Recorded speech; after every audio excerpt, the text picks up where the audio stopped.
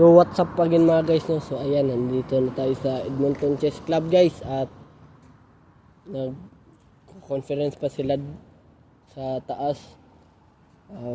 Parang candidacy yun guys. Ayan guys, no? So, pwede naman hindi tayo pumasok dun kasi months pa lang tayo sa chess club. So 7:30 pa mag-start yung tournament guys. So mga 7:20 akyat na tayo guys.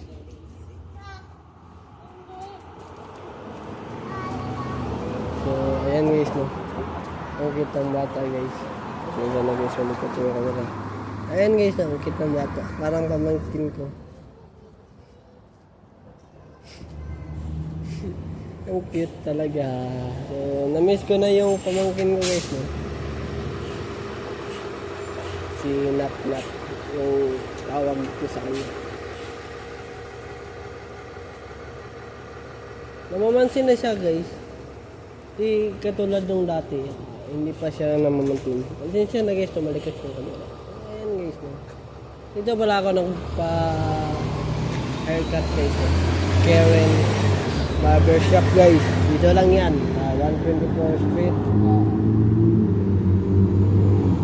108 Avenue ata ito.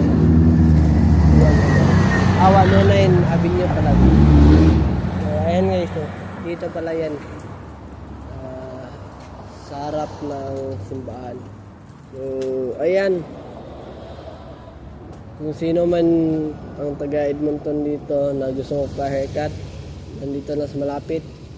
Dito na kaya sa Karen Barbershop. Okay sila maggupit guys.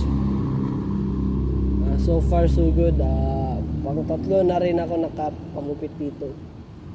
So maganda siya guys, yung pagkakagupit niya. Hindi yung katulad nung dun sa Nofrel ata yun. Yung babae yung gupit. Mas maganda talaga guys pag lalaki yung naggupit sa iyo, kasi yung mga lalaki kasi bihasa na yan sa paggupit. Hindi ka naman ina-underestimate yung mga babae, pero yung mga lalaki kasi ano ba tawag nito, may skills sila, madali sila matuto. At hindi ko naman sinasabihan yung mga babae na hindi madali matuto. Madiskarte kasi yung mga lalaki. At pati na rin yung babae. Depende na lang yan sa diskarte na gagawin nila, di ba? So ayan guys, no? Nag-aabang na lang tayo matapos yung conference nila. 7:08 pa guys, wala pang 7:20 guys. Paano tayo akit pag 7:20 na, kasi mabuboard lang tayo doon eh. So ayan guys, no, pang 370 na pala ito guys. So 30 na lang yung kulang at 400 na tayo guys. So marami ng Indian kanina guys. So, ang pangalan pala yung babaeng ano ba, yung nagtanong sa akin kung tungkol sa Tim Hortons na trabaho guys. Yung party lang si Mamujin pala guys. Ewan ko lang kung anong spelling ng pangalan niya. Mamujin lang kasi yung narinig ko eh. Mamujin.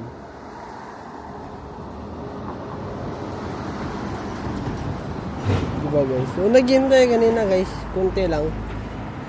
Yung bike lang guys, yung leg extension at yung panghila guys, no? Para lumaki yung ano ba din, yung muscle mo. Yun lang. Kasi may tournament tayo eh. Baka maubos yung stamina ko. Yung workout kasi kailangan ng stamina para madagdagan lalo. Pero hindi ko ubusin yung, kasi bukas mag-workout naman ako. So, paalam na ako kay mama ko na mag-workout ako bago kami punta. Workout muna kasi mahirap na guys. Gumit yung katawan ko sa trabaho, guys.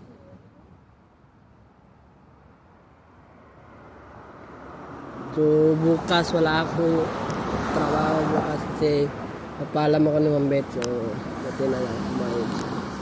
At sa birthday ko rin, kahit Monday, napapalam rin ako kasi birthday ko eh.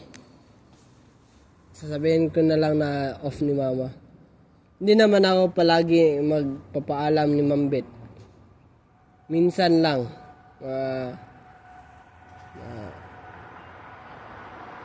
Every 2 weeks. Or depende. Skid. Diba?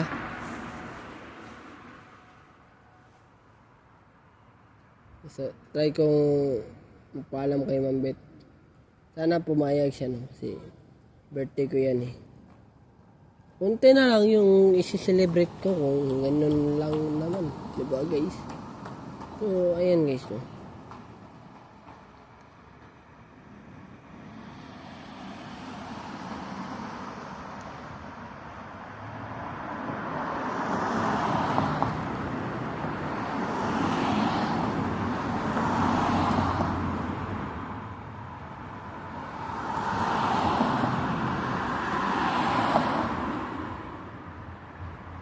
Yan lang yung gusto ko. Diba guys? Na may break. Na may off. Kasi guys, maubos yung lakas ko kung araw-araw may trabaho kasi gamit yung katawan ko eh. So kanina nag-break ako mga 1:15. Nagwalis muna ako sa likod para malinis daw. Sinabihan ako ni Ma'am Jonah. So, ayan naman na guys. No? Hanggang dito na lang guys. Mamaya ulit. Paki-subscribe sa aking YouTube channel na Aaron Caralde at huwag kalimutang pinutin ang notification bell na all para updated kayo lagi sa aking mga vlog. So, ayan naman na ngayon guys. No? Have a wonderful day and have a nice day. Keep safe and I'll see you for my next vlog. Peace out. Bye-bye. Black Dragon.